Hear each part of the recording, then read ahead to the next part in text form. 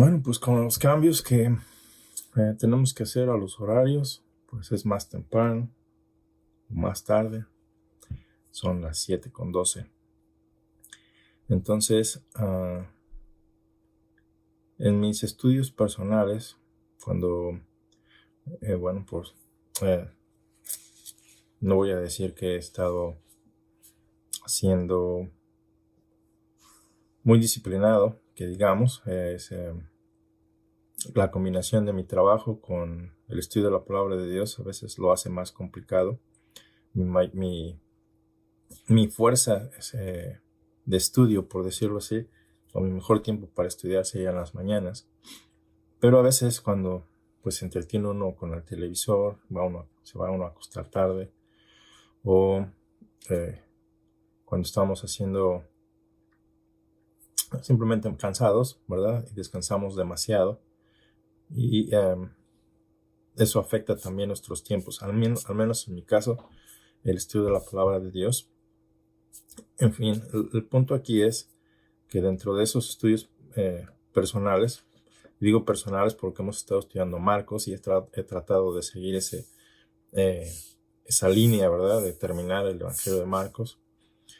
Pero hago una pausa para compartir parte de lo que en la vida personal, en mi tiempo con Dios, pues estoy recordando. Estoy no necesariamente aprendiendo, pero porque no es algo nuevo para mí, pero es un muy buen recordatorio porque las cosas se olvidan fácilmente. Por eso el que Dios nos ordene, nos comande, nos mande, ¿verdad? El meditar en su palabra día tras día, noche tras noche, para tener éxito en la vida. Y Salomón lo nota, y es a donde voy, ¿verdad? En el libro de Eclesiastés, capítulo 4. Todo el libro de Eclesiastés está lleno de sabiduría. Eso es el primer punto. Pero me voy a detener en el capítulo 4. Ahí es donde vemos muchas de las injusticias que vemos hoy en nuestros días.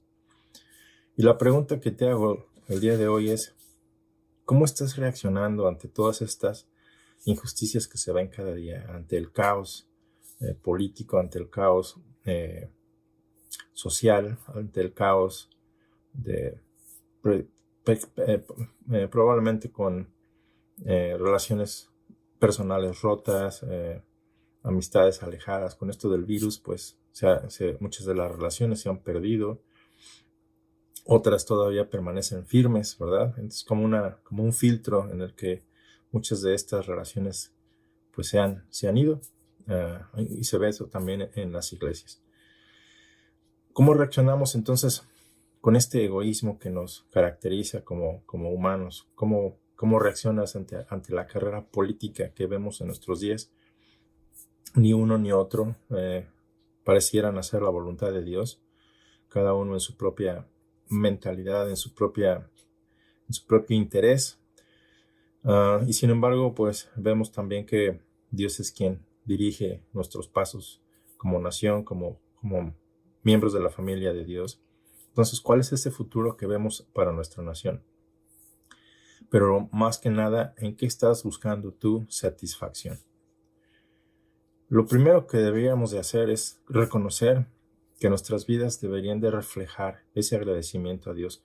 Deberíamos de vivir agradeciendo a Dios cada día, ¿verdad? No nada más de palabra, sino de hechos. Que nuestras acciones digan más que nuestras palabras, ¿verdad? Nuestras palabras podrían estar vacías, pero nuestras acciones reflejan nuestra gratitud. Y sobre todo que estuvieran basadas en la verdad, no en lo que es conveniente del momento, sino en la verdad. Entonces, para gloria y honra de Dios. Si tienes tu Biblia preparada, abre Eclesiastés capítulo 4, pero voy a empezar con el 2:24 para recordarnos lo que Dios establece. Básicamente nos dice que no hay cosa mejor para el hombre, sino que coma y beba y que su alma se alegre en su trabajo. Y esto, dice, también he visto que es de la mano de Dios. Debido a ello, esa es nuestra recompensa, trabajar, comer y beber, disfrutar de los bienes que Dios con los que nos ha bendecido. Pero de ahí vámonos al Eclesiastés 4, del 1 al 16. Vemos aquí 7 casos diferentes, 7 casos que no son nada nuevos. Lo puedes ver al inicio de Eclesiastés, que no hay nada nuevo bajo el sol. Todo se repite una y otra vez, ¿verdad? Así como el río vuelve al mar, ¿verdad? Y empieza un ciclo. Y Salomón da 2 o 3 ejemplos más de cómo la vida sucede una y otra vez, y así la historia también sucede, se repite una y otra vez, ¿verdad? Realmente no hay nada nuevo, dice el predicador. Pero aquí en el capítulo 4, versículo 1, nos dice que a veces la muerte parece ser la solución a los problemas de la vida. Dice, me volví y vi todas las violencias que se hacen debajo del sol. Entonces, de entrada el término nos parece muy familiar. Vi todas las violencias que se hacen debajo del sol. Y he aquí las lágrimas de los oprimidos. Si esto no fuera cierto, no estaríamos llorando, ¿verdad? No habría gente, pues en estas posiciones en las que se les cometen injusticias y no hay quienes defiendan, no reciben la justicia que se merecen, ¿verdad? No hay quien los consuele, no hay quien esté con ellos. Y la fuerza estaba en la mano de sus opresores, ¿verdad? En sus líderes políticos, en la gente que tiene poder, la gente que tiene dinero, pero les importa un comino la gente, ¿verdad? Y a veces que nosotros mismos hacemos lo mismo, nos importa muy poco lo que le pase a otras personas. Nos sorprendemos, hacemos declaraciones, pero eso es lo más que hacemos. Entonces ellos no tienen quien los consuele, y la fuerza estaba en la mano de sus opresores, y para ellos no había consolador. Y el predicador dice que alabó a los que ya habían muerto, a los finados, los que ya murieron. Los alabó más que a los que todavía viven. Porque los que ya están muertos, pues ya dejaron de padecer las injusticias de la vida. Y bueno, pues si eres creyente, si eres cristiano, si eres seguidor de Jesucristo, ¿verdad? Si crees en su deidad, en su muerte y en su resurrección, si eres creyente verdadero, pues reconocerás que si mueres sin Cristo, pues ese no es lo peor que te ha pasado. La muerte no es lo peor que te puede pasar, sino que es una mayor tragedia, ¿verdad? Porque el dolor no se acaba ahí. Pero aquí Salomón pues dice que alaba más a los que están finados, a los que están muertos, porque dejan de padecer las injusticias que se viven aquí, en esta vida, nuestras transgresiones. Pero considera en el versículo 3 que aún son más felices los que no han nacido, los que no han sido formados, los que no han visto las malas obras que debajo del sol se hacen. Imagínate la tragedia tan grave como para pensar que la muerte o ni siquiera haber sido formado es mejor opción que vivir las injusticias de la vida en la que estamos. Y a veces nos sentimos de esa manera, sentimos que hemos sido traicionados, vivimos oprimidos, vivimos amargados, vivimos decepcionados, y mucha gente su solución es quitarse la vida. Alguna vez lo pensé yo también, debido a varias cosas, pero pues gracias a Dios, nunca, cuando dirige tus pasos, nunca, en mi caso, nunca me permitió hacer lo que yo quería.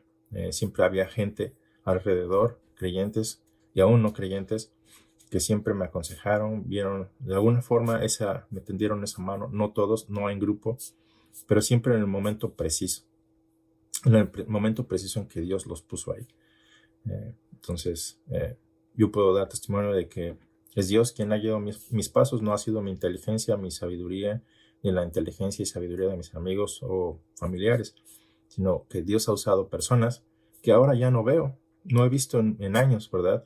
Y siempre hubo personas que estuvieron ahí para darme un consejo, para apartarme del mal camino, para no seguir por el camino de la muerte, así literal. Así un breve testimonio rápido. Hubo un tiempo en el que viví en La Paz, Baja California, cuando era pues 17, 18 años, Y pues yo no sabía que andaba en compañía de maleantes, personas que se dedicaban a las drogas, a vender sus drogas. Pero pues no se veían que ellos fueran los que consumieran las drogas. Para mí eran personas normales que vivían disfrutando de la vida y tan. Pero hubo alguien que me dijo que tuviera mucho cuidado con la compañía con la que yo, bueno, con ellos, que no me juntara con ellos, porque sin decirme muchos detalles, pues estaba yo en cierto riesgo. Lo cual, pues Dios levantó esa alarma en mí y dejé de relacionarme con ellos, y posteriormente en las noticias apareció que uno de ellos pues, había sido detenido por pues, este asunto de las drogas. Y eso es solo un ejemplo de cómo Dios ha protegido mi vida, no porque yo sea buena persona, sino porque Él es un buen padre y pues en su amor me ha cuidado de cometer tonterías o de fallecer por relacionarme con las malas compañías. Pero la muerte no es necesariamente la mejor opción a la violencia. Es lo que aquí nuestro predicador dice, que pareciera, ¿verdad?, que son más felices que los que viven y que los que han muerto a los que no han existido. Y eso parece trágico. Debe comparar la violencia de la vida con el no haber nacido. Pareciera que eso fuera la mejor solución. Pero no lo es así, ¿verdad? Vemos que la solución es Jesucristo. Segundo caso, nunca estamos satisfechos con nuestros logros. Jamás estamos satisfechos con nuestros logros. Y si vemos que alguien tiene ese éxito, esa satisfacción, ¿verdad?, solamente produce una envidia terrible en muchas personas. Hay una competencia, y lo que dice el texto es que he visto asimismo que todo trabajo y toda excelencia de obras despierta la envidia del hombre contra su prójimo, ¿verdad? Y todo esto es vanidad y aflicción de espíritu. Entonces no hay satisfacción, siempre hay esa competencia. Si él tiene, yo debo tener más; si ella tiene, yo debo tener más; si ella es bonita, yo debo ser más bonita. Entonces siempre hay una envidia y una competencia terrible, y no hay una satisfacción real, porque estamos viviendo una vida inútil, una vida vacía. Y esa es la pregunta, una de las preguntas que te hago. ¿En qué estás buscando satisfacción? ¿Cuál es tu meta en la vida? ¿Cuál es tu satisfacción? ¿Tu satisfacción es Dios?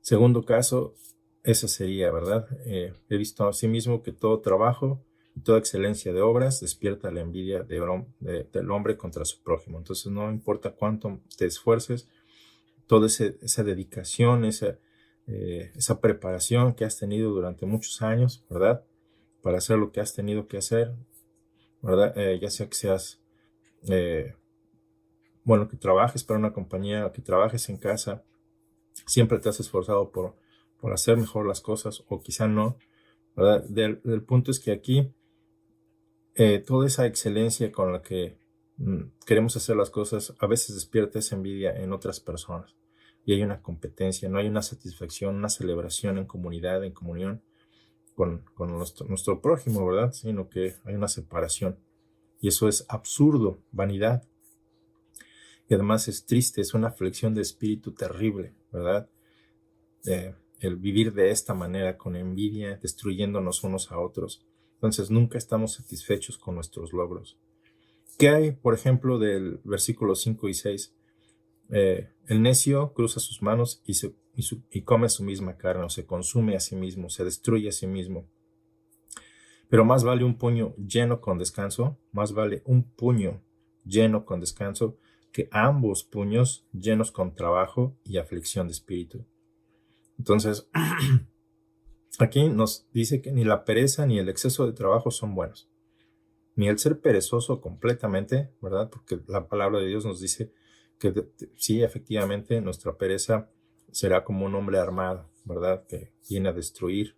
Entonces, la pereza sí puede destruir, pero el exceso de trabajo tampoco es glorioso, tampoco es de alabarse, como mucha gente piensa, y pasan sus días y sus vidas trabajando, y si no trabajas como ellos trabajan, pues ahí vienen las críticas y vienen esos absurdos. Cuando Dios ha puesto un día para descansar, es para honrarle, es para darle gracias, para recuperar nuestro ánimo.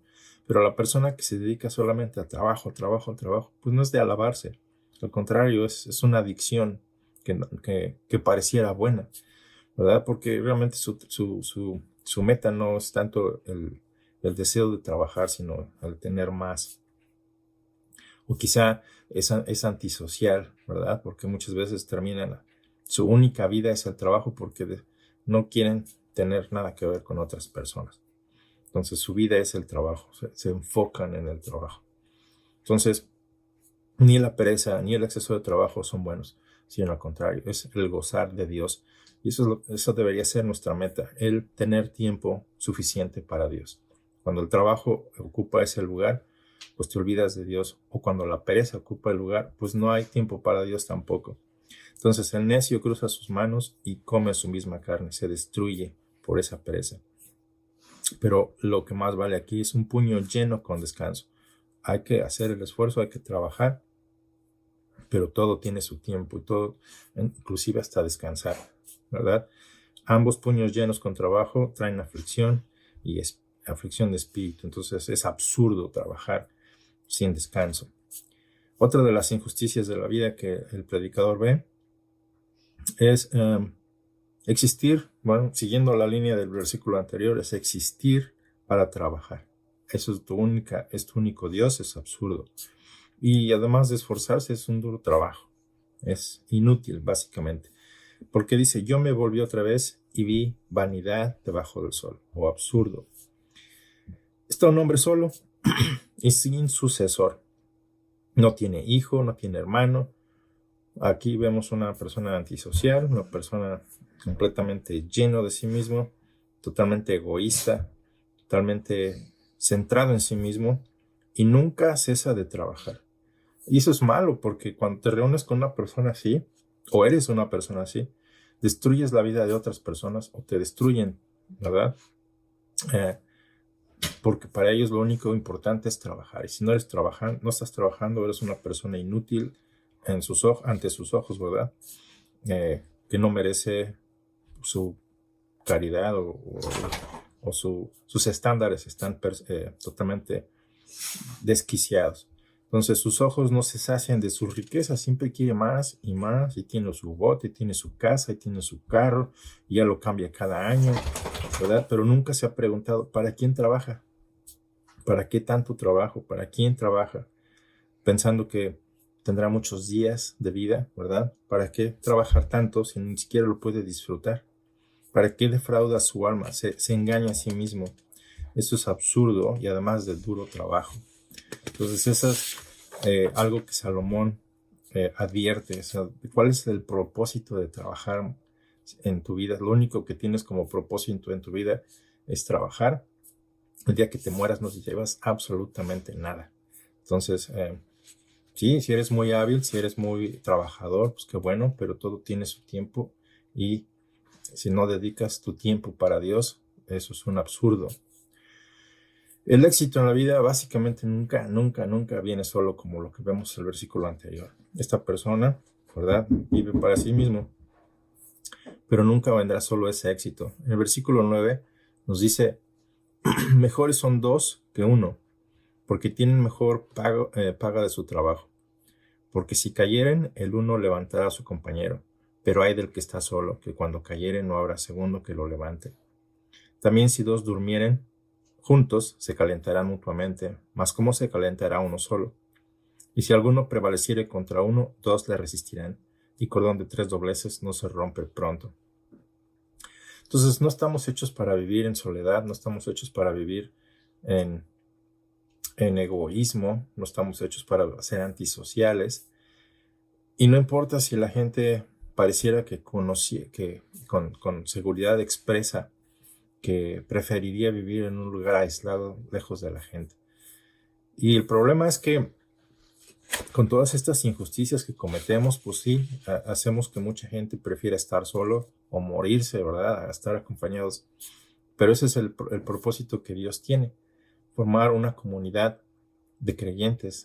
Para eso hizo su iglesia, para que nos confortemos, nos exhortemos, nos amemos unos a otros, oremos unos por otros. Pero con el tiempo en el que estamos viviendo actualmente, con este virus, la pandemia, con los gobernantes poniendo sus reglas, sí, en algunos casos tratando de proteger la salud, pero por otro lado, pues no buscando una solución real, simplemente negando, ¿verdad? Por ejemplo, si no puedes asistir a una iglesia, pues ¿cómo está apoyando el gobierno este tipo por ejemplo, de reuniones? ¿Está proveyendo de lugares donde la iglesia se pueda reunir? No, simplemente dice, no puedes asistir y hazle como quieras, no puedes asistir, ¿verdad? Lo dice de una manera elegante para no meterse en problemas, pero pues está separando a las personas, está separando a las familias. Aunque sí, también por otro lado, nosotros somos responsables porque es un asunto de salud, pero la idea, lo que quiero decir es que no estamos poniendo todos nuestros talentos y nuestras excelencias juntas como para pues adaptarnos a lo que está pasando actualmente. Entonces el éxito básicamente nunca viene solo, no viene a través de un video, no viene a través de una junta en línea, sino de compañía física. Las expresiones de nuestro rostro alimentan a la otra persona o las alejan. Entonces siempre ha sido necesario esa relación interpersonal. Dios nos creó de esa manera.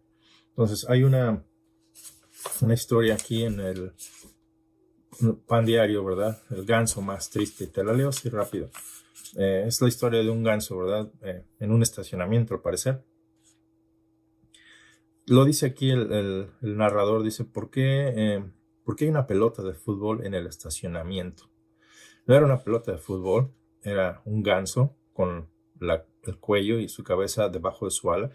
Pareciera una pelota de fútbol, pero para él era un ganso grisáceo, muy triste. Era el más triste de todos los gansos que él había visto en su vida. Y para él era algo triste porque él sabe que los gansos suelen reunirse sobre la hierba en primavera y sobre todo y otoño, ¿verdad? Cerca de donde él trabajaba. Entonces, ya los había visto. Entonces, pero había notado este ganso con cuello doblado y la cabeza metida debajo de un ala. Y les preguntaba, ¿dónde están sus amigos? Entonces, parecía tan solitario que le dio ganas de abrazarlo y él sugiere no hacerlo. Yo te sugiero que no lo hagas. Entonces, ellos son notablemente comunitarios y vuelan en una formación en V, ¿verdad? Esto es con el propósito de cortar el viento. Pero la idea es que están hechos para estar juntos y así tú y yo estamos hechos para estar juntos. Entonces, el estar separados nos causa conflicto, nos causa aflicción, depresión y tristeza y aburrimiento, entre otras cosas. Algunos casos podría causar hasta loquera, ¿verdad? Perder la coherencia, la cordura. Entonces no estamos hechos para estar solos. Esta es una de las injusticias de nuestras vidas, que una persona que vive solo, que solamente se refugia en el trabajo y no en Dios, porque mejores son dos que uno, y de ahí el matrimonio, ¿verdad? De ahí las asociaciones, cuando levantas un negocio es mucho mejor, porque tienes mejor paga de tu trabajo. Y si uno de los dos fracasara, el otro está capacitado para levantarle. En un matrimonio es lo mismo, en una relación de amistad es lo mismo. Si hay tristeza, si hay dolor, la otra persona todavía tiene ese poder para levantarlo, para reanimarlo. Pero ay del que está solo. Cuando cayere no habrá nadie que le levante, nadie. Entonces todo lo que tiene se perderá, incluyendo sus emociones. Es difícil vivir solo. La soledad no está hecha para ninguno de los creyentes, ni los hijos de Dios, ni para nadie en el planeta. Entonces, esa es una de las grandes injusticias, el vivir solo. Pero movámonos hasta la sexto ejemplo que él establece en el capítulo 4. La diferencia y la excelencia de la sabiduría sobre lo absurdo de vivir neciamente. Y mucha gente, tú y yo, hemos vivido quizá de esa manera. El versículo 13 y 14 nos dicen que mejor es el muchacho, ¿verdad? Un muchacho, un quinceañero, quizás hasta pobre, ¿verdad? Dice, mejor es el muchacho pobre y sabio. No es un pobre tonto, no es un pobre ignorante, sino que es sabio, ha puesto atención, sabe reconocer lo que es bueno, sabe reconocer lo que es malo, se aparta de lo malo, practica lo bueno, ¿verdad? Aunque sea pobre. Y muchos de nuestros jóvenes hoy en día lo único que buscan es pues satisfacción, de placer. Quizá muchos de ellos se dedican ya a ganar mucho dinero, ¿verdad? Quizá porque piensan que en eso hay satisfacción. Pero aquí es mejor el pobre, el muchacho que es pobre y sabio. Aunque no tengas riquezas, sé sabio. Es mejor que un rey viejo, que un poder, que una persona que tiene poder, que sea viejo, y lo vemos hoy en nuestros líderes políticos, que es necio y no admite consejos. Es necio y no admite consejos. A perro viejo no se le enseñan nuevos trucos. A un rey necio y viejo no admite consejos. Y eso es trágico, porque pues no nada más un rey. Cualquier persona pues ya madura, ¿verdad? Vieja, por decirlo así, por llamarle los términos más precisos. Una persona ya de edad, pasando que te gustan los 40, ¿verdad? Y lo digo, no digo que 40 años estés viejo, pero entiende el punto. Ya tienes 40 años de experiencia y crees que ya lo sabes todo. Y muchas veces a esa edad ya empiezas a decirle no a los consejos. A eso me refiero con viejo. No necesariamente si tienes canas y arrugado, no. No necesariamente. Pero cuando empezamos a negarnos a recibir consejo de otras personas, porque pues la amargura de nuestro corazón, las experiencias y las tragedias que hemos experimentado, o la vanagloria o la arrogancia nos hace pensar que todos lo sabemos. Y ya no admite consejos, dice el texto. Un rey viejo y necio que no admite consejos. Y da la razón porque de la cárcel salió para reinar. O sea, viene de pobre a rico, ¿verdad? Y bueno, pues no admite consejos de nadie. Aunque en su reino nació pobre, dice el texto. Entonces, mucha gente que progresa en su vida, sale de la pobreza, se tiene dinero y presume, ¿verdad?, que lo que es o lo que no es, ¿verdad?, que por fuera pareciera tener éxito, por dentro está consumiéndose. Entonces no hay paz, no hay satisfacción, solamente hay necedad. Mejor es el muchacho pobre y sabio, alguien que no tiene tanta experiencia, pero es sabio, sabe tomar buenas decisiones, se relaciona con las personas a tiempo y a destiempo, ¿verdad? Invierte su tiempo en otras personas. Es una persona sabia. Que un rey viejo, que alguien que tenga dinero, con poder, y no admite consejos ni correcciones de nadie. Y si ese es el caso, si ese es tu caso, si es mi caso, pues entonces consideremos que Dios nos da la oportunidad de vivir un día más, ¿verdad? Y arrepentirnos, dejar de vivir neciamente para buscar la sabiduría, buscar la santidad y de esa manera darle gloria. Vemos también en el versículo 15 y 16, por último, ¿verdad? Nos dice que la excelencia de la sabiduría no lo vas a encontrar necesariamente en los líderes políticos. Los líderes políticos no son la solución y sin embargo Dios pone reyes y quita reyes, ¿verdad? Y sin embargo no es la solución para una vida satisfactoria. Vi a todos los que viven debajo del sol caminando con el muchacho sucesor, ¿verdad? Con el que va a tomar el cargo en lugar de ese gobernante viejo con ideas viejas. Ahora viene una persona más joven que tomará el puesto y ahí van las multitudes caminando con esa persona que estará en el lugar de aquel. El versículo 16 decía, no tenía fin la muchedumbre del pueblo que le seguía. ¿Lo has visto en videos el día de hoy? ¿Verdad? Tienen seguidores y seguidores y seguidores y pareciera que es la solución para los problemas del país y sin embargo los que vengan después tampoco estarán contentos con él y lo vemos, ¿verdad? Ya votaron por él, hicieron el tiempo que tuvieron que que ejercieron su poder ha concluido, ¿verdad? 4 años, 6 años, el tiempo que se les haya permitido gobernar. Y pues la siguiente generación o más personas pues nunca van a estar contentos con lo que hizo o no hizo. Y eso es vanidad y aflicción de espíritu. Es una aflicción de espíritu para toda la nación, para la gente. El poner nuestra esperanza, ¿verdad? en los líderes políticos. Por eso dice, esto es un absurdo. Ellos no tienen la solución, ¿verdad? Ni el joven ni el viejo son la solución para una vida satisfactoria. Vi a todos los que viven debajo del sol caminando con el muchacho sucesor, que estará en lugar de aquel. No tenía fin la muchedumbre del pueblo que le seguía, y sin embargo los que vengan después tampoco estarán contentos de él.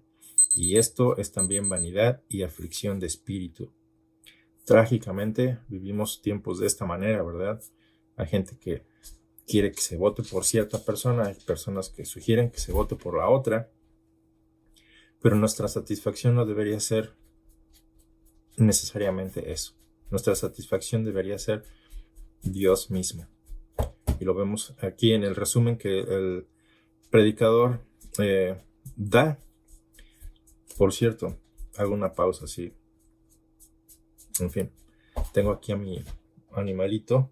Para él no hay cambios de horario. Para él ya estoy tarde, ¿verdad? Ya es tarde para alimentarlo, pero eso es otro asunto. En fin, el resumen que el predicador nos da de todo este asunto que está tratando, nos dice que empecé este texto dándote el pasaje de Eclesiastes 2:24, en el que se nos indica que no hay cosa mejor para nosotros sino comer, beber y disfrutar, ¿verdad? Que su alma se alegre en su trabajo. También he visto que esto es de la mano de Dios. Y concluye, ¿verdad? En el capítulo 12, del 9 al 14, nos dice, y cuanto más sabio fue el predicador, tanto más enseñó sabiduría al pueblo. Y ese debería ser nuestro objetivo, buscar la sabiduría, enseñar a la siguiente generación. E hizo escuchar, e hizo escudriñar, no nada más decirlo, sino que pienses, analiza lo que es verdadero, lo que es justo, lo que es santo, lo que es bueno. Y compuso muchos proverbios, y lo vemos, ¿verdad? Tenemos un libro completo de sus proverbios. Y procuró el predicador hallar palabras agradables, no cualquier palabra, y escribir rectamente palabras de verdad. Rectamente palabras de verdad, no cualquier palabras. No palabrerías, no filosofías vanas, ¿verdad? Bien elaboradas pero vanas, sino que palabras rectas de verdad. Las palabras de los sabios son como aguijones. No necesariamente son aceptadas porque duelen, ¿verdad? Las palabras de los sabios son como aguijones. Y como clavos hincados son la de los maestros de las congregaciones dadas por un pastor. Entonces a nadie nos gustan las correcciones, no nada más a un rey viejo y necio. Probablemente tú estás en ese caso. Ya eres una persona adulta, madura, y piensas que no hay nadie que te pueda corregir porque tú sabes todo y estás mal, ¿verdad? Las palabras de los sabios son como aguijones. Entonces, a lo mejor si algo te duele por ahí, considera las palabras de la otra persona, analiza si es verdad o no a la luz de la palabra de Dios. Porque también las palabras de los sabios son como clavos hincados, ¿verdad? Dadas por los maestros en las congregaciones, dadas por un pastor. Y la corrección y el llamado es este: ahora, hijo mío, a más de esto, sé amonestado, sé corregido. No hay fin de hacer muchos libros de mucho estudio, ¿verdad? De estudio sin propósito. Y el mucho estudio es fatiga de la carne. Entonces, no hay fin de hacer muchos libros y el mucho estudio es fatiga de la carne. El fin de todo el discurso del capítulo 1 hasta el 12, teme a Dios y guarda sus mandamientos, porque esto es el todo del hombre. Esto es el todo para ti. Esto debería ser el todo para mí también, ¿verdad? Todo tiene su tiempo. Sé disciplinado. Organízate. Hay tiempo para trabajar, hay tiempo para estar con Dios, tiempo para meditar en su palabra. Pero si no encuentras satisfacción en Dios, estás podrido, estás deshecho. No vas a tener absolutamente ninguna satisfacción. Y no importa cuánto tiempo inviertas, no importa cuántos años inviertas en tu educación, en tu trabajo y cuánto dinero puedas acumular, si tú no has temido a Dios, si no reverencias a Dios, si no le buscas y tu satisfacción no es Dios, y no guardas sus mandamientos, que no son solamente para negarnos cosas, sino son para protección, para guía, para enseñanza, para tener una vida satisfactoria, entonces no estamos considerando que Dios es nuestro todo. El fin de todo el discurso es: teme a Dios, guarda sus mandamientos, porque esto es el todo del hombre. Porque Dios traerá toda obra a juicio, no tu dinero, no tus talentos, sino toda obra que hiciste el día de hoy a juicio. Hay un día para ello, juntamente con toda cosa encubierta, ya sea que sea buena o que sea mala, ¿verdad? Y ese es el día en que enfrentemos a nuestro Señor. Y qué mejor que estar en su familia para poderlo hacer con seguridad y no con vergüenza o con dolor, ¿verdad? O con temor. Y eso es lo que yo quería compartir el día de hoy con ustedes. Es una parte importante que yo trato de ejercer. Me gusta la pereza, pero también a veces me gusta dedicar más tiempo de lo que necesito al trabajo. Pero esto es una corrección para vivir una vida santa. Cuando yo pensaba morir, la muerte no era una solución para mí. Y siempre he querido, cuando tienes tus metas, ¿verdad? Quiero ser abogado, quiero ser licenciado, quiero ser doctor, porque otros son doctores, porque otros son licenciados, y quiero la misma gloria, quiero el mismo dinero. Y no está en ello la satisfacción. Pues ni la pereza ni el exceso de trabajo son buenos, porque desatiendes lo importante. Y existir para trabajar es absolutamente absurdo. Pues el éxito de la vida no viene cuando estás solo, viene en compañía de la gente que Dios pone a tu alrededor para tu exhortación, para tu amonestación, para tu crecimiento espiritual.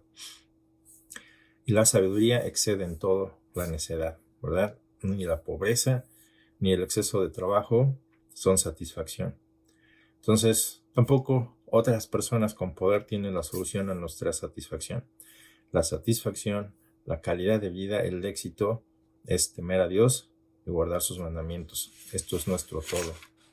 Entonces, vivamos agradeciendo a Dios cada día de nuestras vidas, no solamente de palabras, sino con tus hechos, con tus acciones, ¿verdad? Y sobre todo que esas acciones estén basadas en la verdad, no en tu verdad o en la verdad de alguien más, sino en la verdad, y Jesucristo es la verdad y nos dio su palabra para que vivamos en la verdad.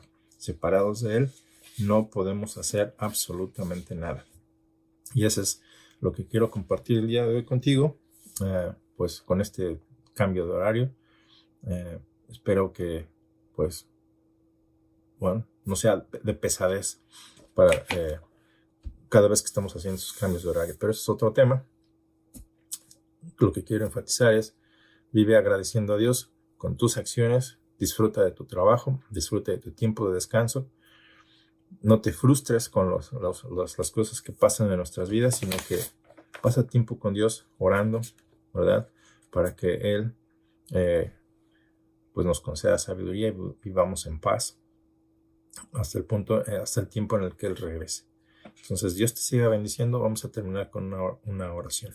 Padre Santo, pues hay tantas cosas que nos distraen, tantas cosas que nos separan de ti, Señor, nuestras necedades, nuestros absurdos, nuestros afanes, nuestras debilidades, nuestras tristezas, nuestros odios o nuestras envidias, y nos apartan de ti, porque nuestra prioridad no eres tú.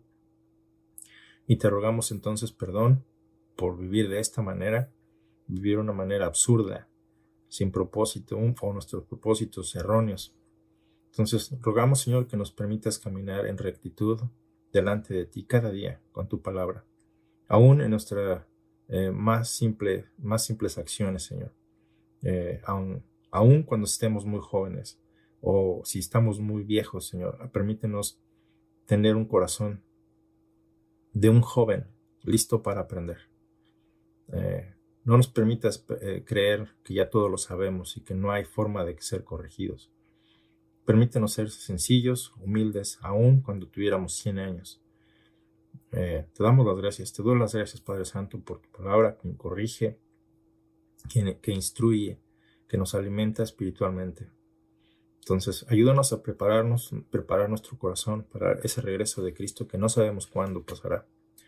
Pero debemos estar listos para salir de viaje como cuando uno lo planea, Señor. Listos para en cualquier momento, cuando el tiempo se dé, pues salir contigo, Señor. Sé que este evento no depende de ninguno de nosotros, no depende de la ciencia, sino depende de ti, que con gran poder te manifestarás.